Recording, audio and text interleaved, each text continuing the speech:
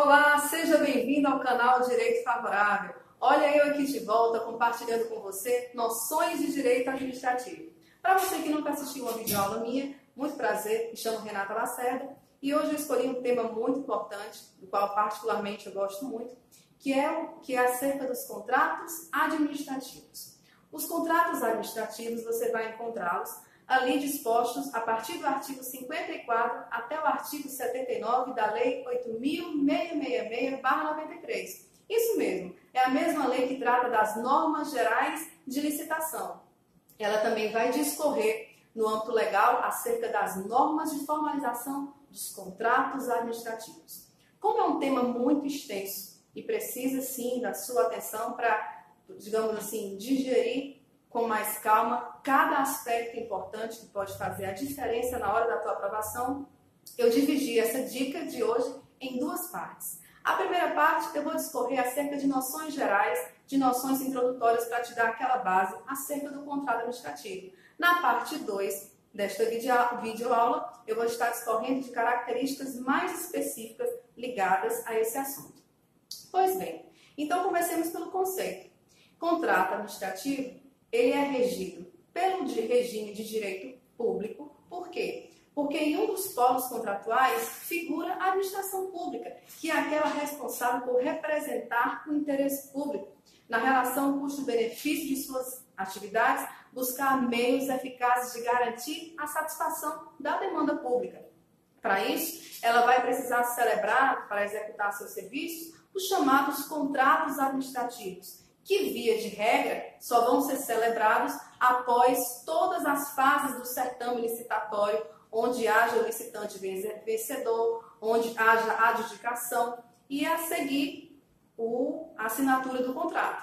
Mas você sabe que a própria Lei Geral de Licitações, ela também prevê casos em que são permitidas as contratações diretas, nos casos de inexigibilidade ou de dispensa. Mais precisamente, a nossa atenção de hoje é voltada para o contrato administrativo, não especificamente a licitação.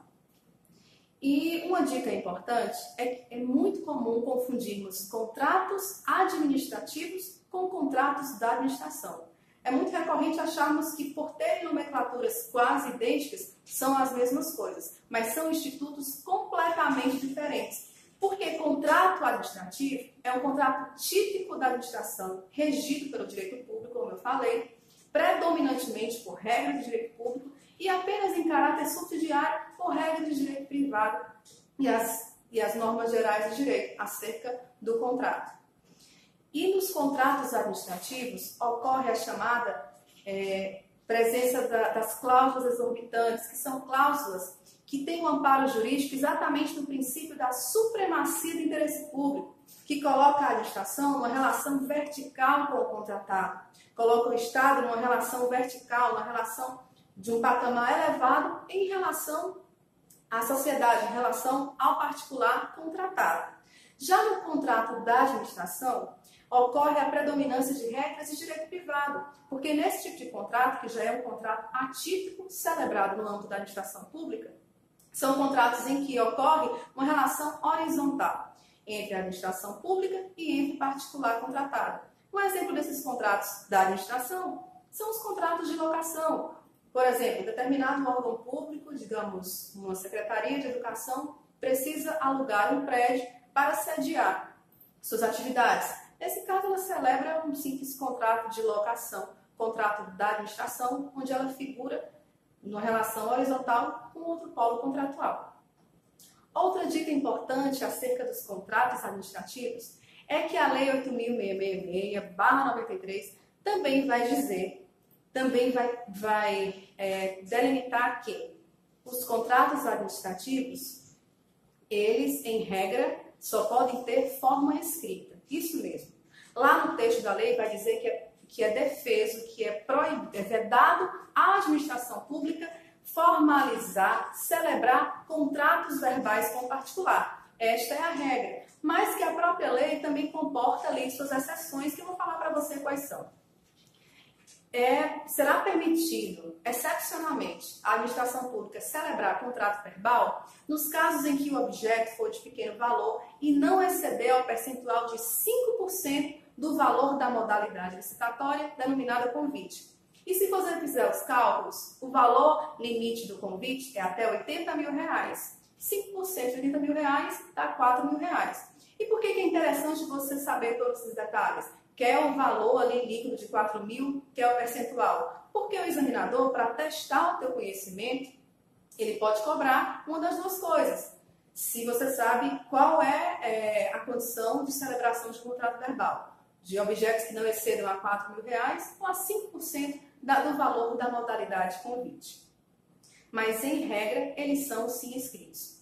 Outro conceito geral acerca dos contratos administrativos é que a Lei 8.666, ela também vai dizer que esses contratos, instrumento contratual administrativo, ele é obrigatório nas modalidades de concorrência e de tomada de preço, que são ali modalidades de licitação, você deve saber. Então, é obrigatório o instrumento do contrato administrativo, a concorrência na tomada de preço e mesmo nos casos de contratação direta, que como você sabe é quando o poder público contrata com o particular sem a necessidade de uma licitação, mas claro, preenche os requisitos legais, porque a regra é licitar, você sabe. Então, em casos de inexigibilidade de licitação e de dispensa de licitação, desde que o valor do seu objeto, no caso de dispensa ou de inexigibilidade, esteja dentro dos valores ligados à modalidade de concorrência e à modalidade de tomada de preço, também nesses casos de contratação direta serão obrigatórias a presença do contrato administrativo. Nos demais casos que não sejam esses, a lei prevê a faculdade ao poder público de celebrar um contrato administrativo ou não. Mas isso não quer dizer que nesses outros casos o poder público vai celebrar contratos verbais, de maneira alguma. A exceção para que se celebrem contratos verbais foi aquela que eu falei aqui inicialmente. Nesses outros casos, em que é facultado celebrar outros instrumentos em outras modalidades, comumente são instrumentos técnicos como nota de empenho, ordem de serviço, ordem de execução, carta-contrato, dentre outros. Outra informação importante acerca dos requisitos dos contratos administrativos é que ele tem como condição de eficácia, ou seja, ele tem como condição para surtir os seus devidos efeitos no ordenamento jurídico, a publicação na imprensa oficial, no Diário Oficial do seu respectivo ente, que é Diário Oficial da União, Diário Oficial do Estado, etc. E essa publicação, senhores, ela só precisa ser resumida, até por uma questão lógica. Imaginemos que diante de tantos atos de expediente, tantas coisas que a administração pública tenha que executar, se ela for parar para publicar o inteiro teor de cada contrato administrativo que ela celebra, ela vai sair aí do seu princípio constitucional da eficiência, que é buscar meios mais eficientes de garantir a demanda pública ali na relação custo-benefício. Então, essa condição de eficácia do contrato administrativo, ligada à sua publicação numa imprensa oficial, só precisa que seja publicada o extrato desse contrato, o resumo desse contrato. Outra informação importante é que no certame da licitação, nos editais de licitação, nas modalidades em que sejam exigidos os contratos como instrumentos de formalização, a minuta desse contrato ela já vai ter que estar ali no processo do certame licitatório, integrando ali o edital de licitação. Para quê? Para fazer em obediência ao princípio da publicidade. Lembra que publicidade é um princípio constitucional da administração pública que diz que, em regra, os atos do poder público são públicos. Então, se o agente público vai licitar determinado objeto para contratar por particular, ele vai precisar da ciência de quais serão os termos desse contrato que será celebrado. Pois bem, senhores, essas foram as dicas iniciais acerca de contrato administrativo. Te aguardo na próxima aula, na parte 2 da nossa dica. Até mais!